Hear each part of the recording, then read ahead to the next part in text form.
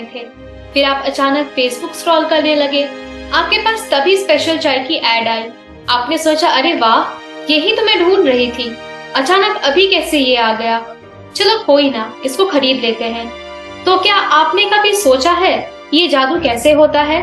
आखिर ये मैजिशियन है कौन जो कस्टमर्स के साइकोलॉजी को ट्रिक करके उसको अपना कस्टमर बना लेते हैं और उनसे अपना प्रोडक्ट्स खरीदवा लेते हैं? Hello everyone, welcome to my trade expert. तो चलिए आज हम इस जादूगर वाली कंपनी की बात करते हैं जो हमें वक्त पे सही ऐड दिखा देती है और हम फिर उन प्रोडक्ट्स को खरीद लेते हैं। जी हाँ, आज हम इंडिया की one of the leading company में से एक that is Apple India limited की बात करेंगे, जिसमें हम इनका जर्नी देखेंगे, बिजनेस मॉडल देखेंगे, रेवेन्यू जनरेशन देखेंगे, मार्केटिंग एंड इंडस्ट्री एनालिसिस करेंगे, स्वॉट एनालिसिस करेंगे और कंपनी के रिस्क की भी बात करेंगे। तो चलिए वीडियो को शुरू करते हैं।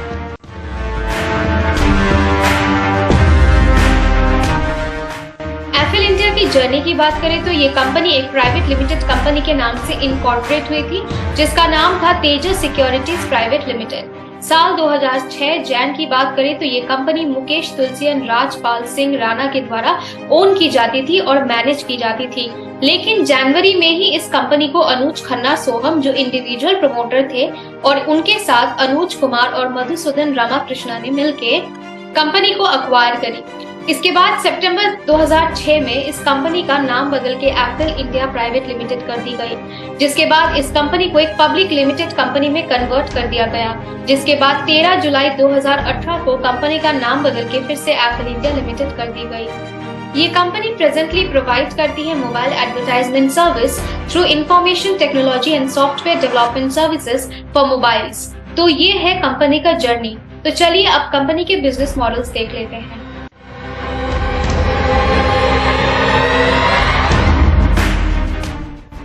बिजनेस मॉडल की बात करें तो ये कंपनी एक consumer intelligence driven global tech company है।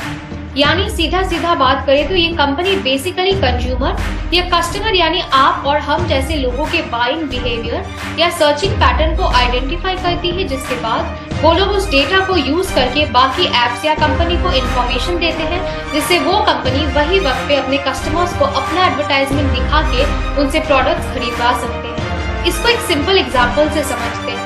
सोचिए आप कहीं पे विंटर के लिए स्वेटर देख रहे हैं नॉर्मल मिंत्रा फ्लिपकार्ट जैसे ऐप से हटके, यानी कि फेसबुक, इंस्टाग्राम, गूगल जैसे जगह पर आप सर्च कर रहे हैं स्वेटर और तभी आपके पास एक एडवर्टाइजमेंट आता है जहां आपको सेम वही स्वेटर दिखाया जाता है जो आपको चाहिए होता है, जिसके बाद आप उस चीज से ट्रिगर होके उस ऐप में जाके आप सामान खरीदते हैं। ये सब कुछ कैसे हो रहा है? ये सब एप्पल कर रहा है। वो कंज्यूमर के पैटर्न को समझ रहा है, जिससे डेटा गैदर हो रहा है और वही डेटा वो कंपनी को देते हैं, जिससे सही वक्त पे कंपनी अपना ऐड चला पाए और उनका सेल्स हो। ये कंपनी ये पूरे प्रोसेस को करने के लिए एक आर्टिफिशियल इंटेलिजेंस और मशीन लर्निंग टेक्नोलॉजी यूज करते हैं। ये कंपनी इंडिया में एक लीडिंग मार्केट पोजीशन होल्ड करती है। इनके platforms mainly asset light, automated and scalable platforms है। ये कंपनी एड्स आपको रियल टाइम पे ही क्यों दिखाती है? इसका रीजन ये है कि कंपनी क्योंकि कंज्यूमर के पैटर्न को नोटिस करके डेटा कलेक्ट करके फिर फिल्टरेशन करके एडवर्टाइजमेंट दिखा रही, इससे जो भी एडवर्टाइजमेंट हमें दिखाए जाते हैं वो सब ऑथेंटिक होते हैं, बिना कोई फ्रॉड या स्कैम रिलेटेड कंटेंट। इससे कंज्यूमर का ट्रस्ट इनके तरफ बढ़ जाता है। कंपनी को सबसे अलग क्या बनाती है? यहाँ हम दो रीजन देख सकते हैं। एक ये कि कंपनी बाकी कंज्यूमर इंटेलिजेंस प्लेटफॉर्म जैसे कि फेसबुक, गूगल जैसे ग्रुप में ऑडियंस टारगेट नहीं करती है, बल्कि ये लोग इंडिविजुअल इंटरेस्ट पे नजर डालते हैं, जिससे एड्स ऑथेंटिक और स्पेसिफिक हो जाती है और सही एड्स दिखाने के बाद जब ये कस्टमर्स कन्वर्टेड यूजर्स पे बदल जाते हैं तब जाके कंपनी को रेवेन्यू अर्न होता है। यानी कि सीधा समझे तो कंपनी के द्वारा एड्स दिखाने के बाद जब कस्टमर्स उस ऐप के माध्यम से कहीं दूसरे प्लेटफॉर्म में लैंड होते हैं और एज ए यूजर कन्वर्ट होते हैं तब उनको रेवेन्यू अर्न होता है। दूसरे रीजन की बात करें तो ये कंपनी एसएमएस एडवर्टाइजमेंट को एक बुरा तरीका मानती है। ऐसा क्यों? क्योंकि उन्हें लगा कस्टमर्स का एक्सपीरियंस सिंपल होना चाहिए, ना ही कि डीप एंड इंट्रूसिव। और वो तभी होगा जब एक कस्टमर स्क्रीन पे कुछ देख रहे, किसी चीज के लिए वेट कर रहे और तभी उनके पास सही एडवर्टाइजमेंट आए टाइम के साथ ब्लेंड होकर। तो ये किसी भी आम आदमी के साइकोलॉजी को ट्रिक करने का कितना अच्छा तरीका है। इनके यूनिक स्ट्रैटेजी जिससे ये कंज्यूमर के पैटर्न्स को प्रेडिक्ट करके एल्गोरिदम को पकड़ के डेटा बनाकर कंपनी को अपने एडवर्टाइजमेंट के लिए प्रोवाइड करती है, जिससे एक पर्टिकुलर एडवर्टाइजमेंट के साथ कंज्यूमर एंगेजमेंट भी बढ़ जाती है। साथ साथ फ्रॉड डिटेक्शन प्लेटफॉर्म और real time buying and selling of advertisement inventory होने से और end to end digital advertising solution consumers और क्लाइंट्स तक ले आने से एप्पल एक यूनिक ब्रांड बन चुकी है, जो लीडिंग कंपनी में से एक है। End to end mobile advertising platform यानी ये कंपनी एक in house data management platform है, जो 2.5 बिलियन डिवाइसेस के साथ कनेक्ट है, जिससे उन्हें प्रेडिक्टिव ऑप्टिमाइजेशन एल्गोरिदम में हेल्प हो जाती है डेटा एक्वायर करने में।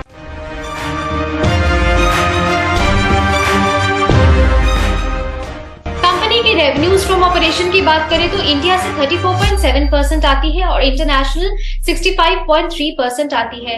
ये कंपनी अपने 90% revenue cost for converted users कमाती है, जिसमें ये कंपनी चार्ज करती है एडवर्टाइजमेंट के लिए only if the users get converted, यानी कस्टमर जब एक्चुअली लिंक को क्लिक करके दूसरे प्लेटफॉर्म पे लैंड करती है, कन्वर्ट होती है, तभी उनको रेवेन्यू जनरेट होती है।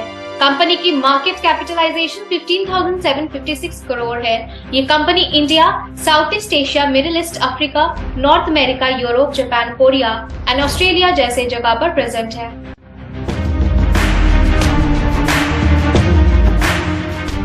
कंपनी की मार्केटिंग स्ट्रैटेजी की अब क्या ही बात करें। ये कंपनी तो खुद ही मार्केटिंग करके एडवर्टाइजमेंट दिखा के पैसा कमाती है, लेकिन हाँ, इनके इस प्रोसेस के पीछे, फास्ट ग्रोइंग के पीछे का एक वर्टिकलाइज्ड अप्रोच है, यानी कंपनी 4 कैटेगरी के थ्रू टारगेट करके काम करती है।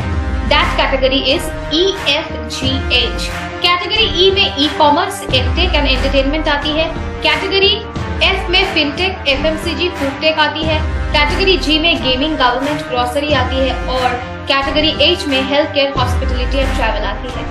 इंडस्ट्री वाइज भी ये कंपनी इंडिया में एक लीडिंग इंडस्ट्री है, जिनका मेन मोटिव कस्टमर ट्रस्ट को स्ट्रॉन्ग करने में है। ऑथेंटिक एड्स दिखा के और अपने क्लाइंट्स को सही डेटा प्रोवाइड करके कस्टमर टारगेटिंग में हेल्प करके ज्यादा से ज्यादा कन्वर्टेड यूजर्स बनाने में है, जिससे कंपनी का रेवेन्यू जनरेट हो। और तो और अगर कंपनी ऐसे कस्टमर्स और क्लाइंट्स का ट्रस्ट बिल्ड करके रखेगी तो ये अपना मार्केट डोमिनेंस बहुत अच्छे से बना लेंगे, जिससे इन्हें टक्कर देना मुश्किल हो जाएगा। कंपनी की 0 प्रोमोटर प्लेज है, यानी कि कंपनी के प्रोमोटर्स द्वारा कोई भी शेयर्स गिरवी रखी हुई नहीं है और ये एक लो डेट कंपनी है।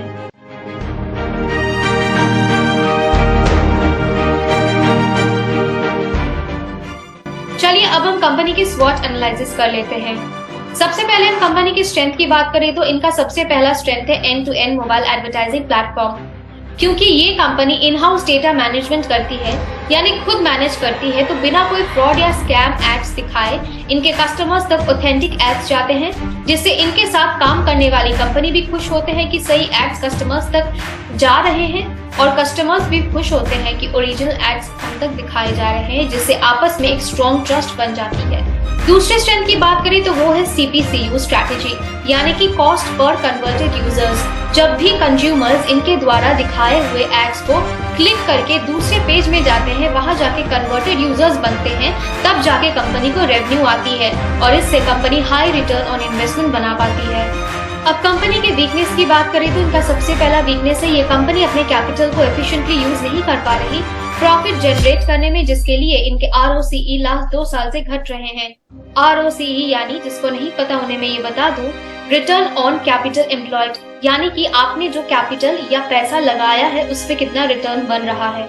इनके दूसरे वीकनेस की बात करें तो क्योंकि इंडिया एक डाइवर्स नेशन है तो सही एल्गोरिदम को प्रेडिक्ट करना मुश्किल है, क्योंकि इतने डाइवर्स कंट्री में इंटरेस्ट भी वैरी करते हैं, जिसके लिए प्रिसाइज कंज्यूमर टारगेटिंग थोड़ा मुश्किल हो जाती है। अब हम कंपनी की अपॉर्चुनिटीज की बात करें तो इनका सबसे पहला अपॉर्चुनिटी है कि एप्पल की कंज्यूमर प्लेटफॉर्म ऑनलाइन और ऑफलाइन कंपनीज के द्वारा यूज की जाती है फॉर मेजरेबल मोबाइल एडवर्टाइजिंग।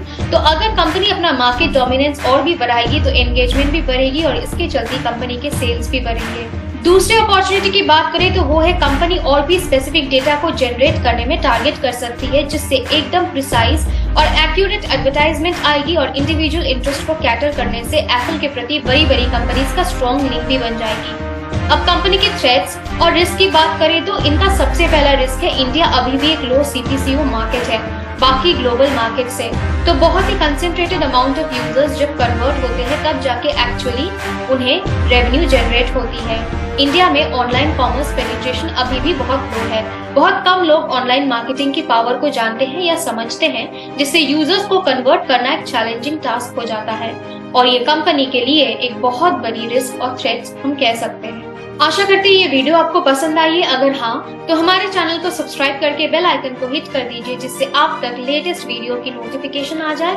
और मिलते हैं ऐसे और एक इन्फॉर्मेटिव वीडियो के साथ। तब तक के लिए धन्यवाद।